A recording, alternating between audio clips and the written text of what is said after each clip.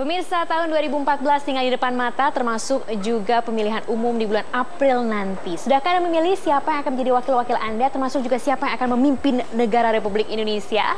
Apakah Anda sudah lihat visi dan misinya? Apakah mereka juga termasuk yang mendukung isu-isu kehutanan?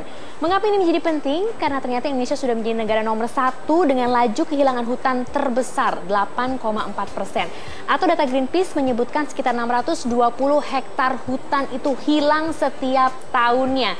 Itu yang kita akan bahas pagi hari ini. Sudah hadir bersama dengan saya ada Pak Kasmita Widodo. Pak Widodo, Direktur Eksekutif JKPP, Jaringan Kerja Pemetaan Partisipatif. Nanti saya akan tanya pemetaan partisipatif itu sebetulnya seperti apa ya Pak Widodo. Juga ada Mas Teguh Surya dari Greenpeace Indonesia. Apa kabar Mas? Baik. Dan juga ada Mbak Kalisa Khalid Wahana dari Walhi, ya, dari Walhi Nasional atau Wahana Lingkungan Hidup Indonesia. Itu dia. Berbicara mengenai lingkungan hidup, berbicara mengenai hutan secara spesifik. Mbak Kalisa, ini kan Walhi pernah sampai menggugat Presiden Republik Indonesia. Itu kemarin masalah hutan kebakaran hutan di Sumatera ya. Nah, sebetulnya saat ini apa sih isu hutan yang paling penting yang harus segera dikritisi? Ya, pertama kalau kita melihat sebenarnya problem kehutanan kita itu problem struktural ya. Jadi artinya pendekatannya juga harus pendekatan struktural melihat itu. Pertama kalau kita lihat sebenarnya Walhi menilai selama ini ketiadaan akses dan kontrol masyarakat terhadap pengelolaan hutan. Nah ini yang seringkali mengakibatkan kemudian konflik tenurial di sektor kehutanan sangat tinggi.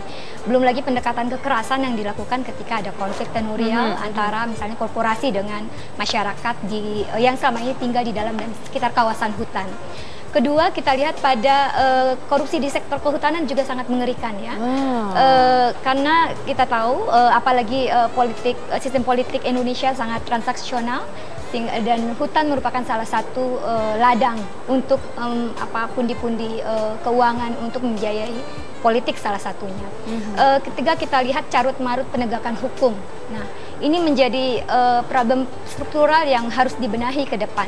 Kalau tidak mampu menjawab problem struktural, maka kita hampir bisa dipastikan tidak punya harapan ya. Tapi kalau 2014 ini menggunakan kesempatan pemilu sebagai sebuah agenda politik yang positif bagi perbaikan bangsa ini ke depan, ini harus menjadi tonggak ya untuk membangun komitmen politik tentu saja untuk bagaimana agenda pemilu ini untuk membenahi sektor kehutanan. Dan tadi catatannya adalah agenda politik dibiayai tanda kutipnya dari kehutanan. Salah satunya. Pertanyaannya, sudahkah dikembalikan lagi ke kehutanan dalam artian 2 kali lipatnya harusnya ya? Harusnya. Dan yang tidak kalah mengerikan sebenarnya kan bencana ekologis ya, yang ditimbulkan akibat hutan yang rusak begitu.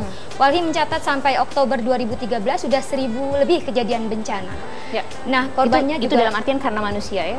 Salah satunya karena salah urus negara dalam pengelolaan sumber daya hutan dan kebanyakan adalah banjir dan longsor. Oke, nanti saya akan tanya salah urusnya seperti apa detailnya. Saya mau ke Mas Teguh terlebih dahulu. Sebetulnya kalau di mata dunia, peran dari hutan Indonesia tuh ada di mana sih, Mas?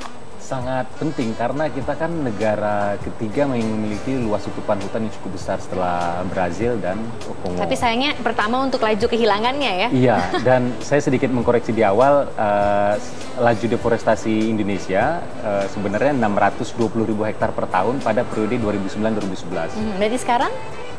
Lebih kurang sama, dan 300.000 hektar dari itu disumbangkan oleh ekspansi perkebunan sawit. Jadi sebenarnya kenapa hutan kita rusak?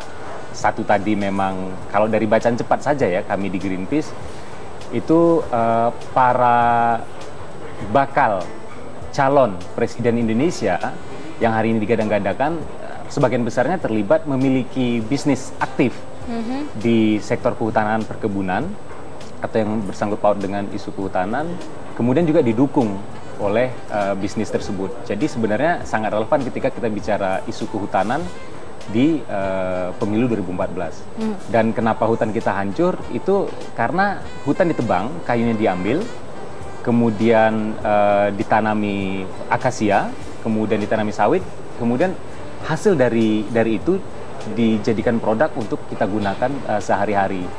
Jadi sebenarnya dalam hal ini sebagai pengguna produk, konsumen dalam hal ini juga harus mendapat informasi yang cukup bahwasan apakah produk-produk yang mereka gunakan itu bersih dari praktek-praktek pengusakan hutan. Ya. Nah, kalau misalnya konsumen mendapat informasi yang cukup kuat, saya pikir ini bisa menjadi satu gerakan yang cukup baik untuk merubah atau menghentikan laju deforestasi. Tapi berarti masyarakat jangan-jangan belum aware sampai ke sana ya. Nanti saya akan ke Mas Teguh lagi. Pak Widodo, ini kalau berbicara mengenai pemetaan partisipatif, apa sih yang dimaksudkan? Ya, pemetaan partisipatif ini satu upaya masyarakat, terutama masyarakat adat, bagaimana menunjukkan tentang keberadaan mereka, terutama kawasan hutannya. Nah, di Indonesia pemetaan partisipatif ini sudah berkembang sejak tahun 96 dan JKPP sudah mengkonsolidasi sekitar 5,2 juta hektar pemetaan wilayah. Nah, dari 5,2 ini ternyata ada sekitar 81% itu di kawasan hutan. Artinya ini potensi yang luar biasa terhadap konflik ke depan kalau kita salah urus mengelola hutan. Angkanya aman itu ada sekitar 49 juta itu masyarakat adat di sekitar dan di dalam kawasan hutan. Artinya ini merupakan potensi suara yang sangat besar dalam konteks pemilu. Kalau ini tidak diurus maka 49 juta ini akan lari kemana-mana. Sementara partai-partai politik tidak memperhatikan hal-hal yang berkaitan dengan masyarakat adat. Nanti saya akan kembali ke Pak Widodo karena saya juga pengen tahu kenapa masyarakat adat ini juga menjadi penting. Hutannya kan apakah sekarang sudah kembali ke mereka atau milik pemerintah atau seperti apa? Nanti akan kita perbincangkan juga. Jangan kemana-mana, kami akan segera kembali sesaat lagi.